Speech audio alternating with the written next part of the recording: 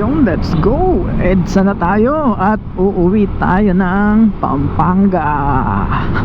Today is October 30, 2023 at araw ng botohan. At tignan natin kung makakaboto tayo ngayon. Ay, boboto pala tayo. Boboto tayo ng kapitan, ang tamang tao upang mamuno sa ating barangay sa Pampanga. Alright, so EDSA tayo. So estimated time is 3 o'clock. Yun, late na yun. Nasa Pampanga na tayo. Yun, so kita-kits pag malapit na. Alright, Valenzuela na tayo. Going to Marilao, Bulacan. Pero Valenzuela, ito pure gold Valenzuela, oh, di ba? Diretso lang yan. Sana ganyan na lang yung araw, wag na ganong sumikat pa, o kaya sumikat ka pagka uwi ko ng Pampanga. Yan, tago-tago ka lang dyan sa may ulap dahil makakapagod magbiyahe ng sobrang init. Yan, ganyan lang. Ganda yung pacing ng takbo natin, hindi gaanong traffic dahil siguro election. At so far so good naman. At nandito na tayo sa Sitio Bayan ng Marilao, Bulacan. Okay, next stop. Parang gusto kong uminom ng tubig eh. Pero doon na tayo uminom sa may San Fernando dahil may buko doon. Sarap, fresh, nakaka-refresh. Kaya punta tayo sa San Fernando, Pampanga.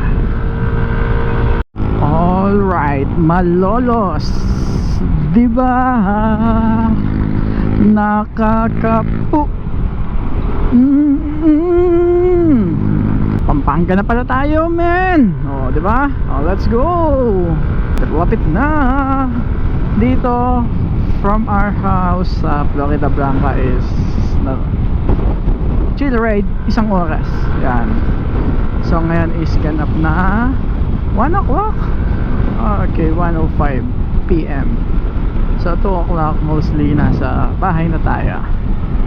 Okay, pero bago ang lahat, syempre hindi naman yung mag-stop over ako dyan sa may San Fernando Arc para uminom muna ng buko kasi uhaw na ako. Diba?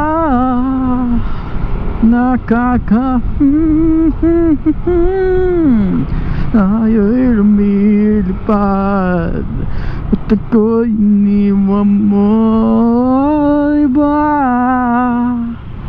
pinamo ka. Palang mga ganitong daan dito, kala ko natapos na, pero eto na lang naman. Saan banda to? Saan bandang lugar ito dito sa Pampanga? Ano ba to? Palit? Di ko alam. Diba? Ito yung literal na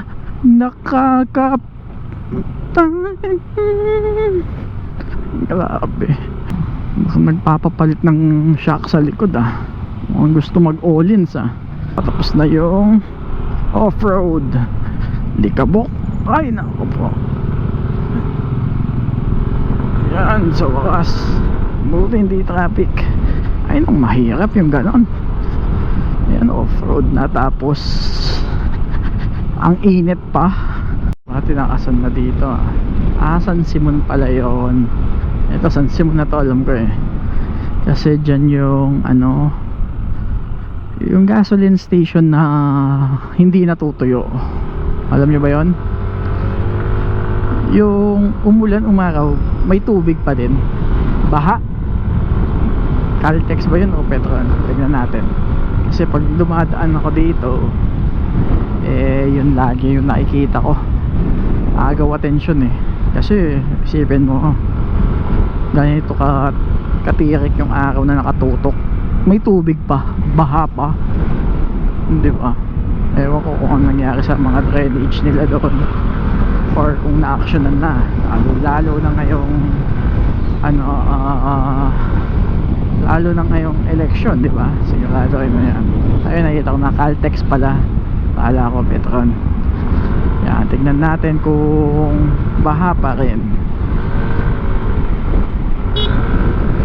Tignan natin, dahan-dahan lang tayo para makita natin. Yan, yun o. O, diba? May konting tubig pa. O, diba? Ang init-init ng panahon tapos binabaha. Ayos din no? Paborito kong daan kasi dito mo masusubukan yung motor mo talaga kung ano ba yung kakayahan. Dito, luwag diba?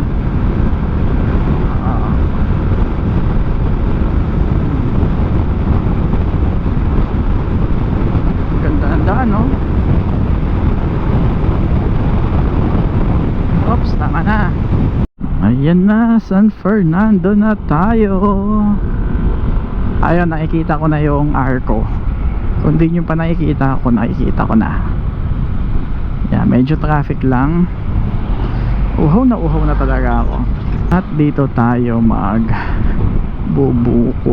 Saan ba yung pinagbubukuan ko dito? Yan, ayun yung terminal. Dito na lang. Dito tayo tambay. Nasaan na? Sarado. Dito banda. Dito na kay ate. Dito walang, konti lang tao. Thanks naman buko. Magkano yung mountain? 25 metong.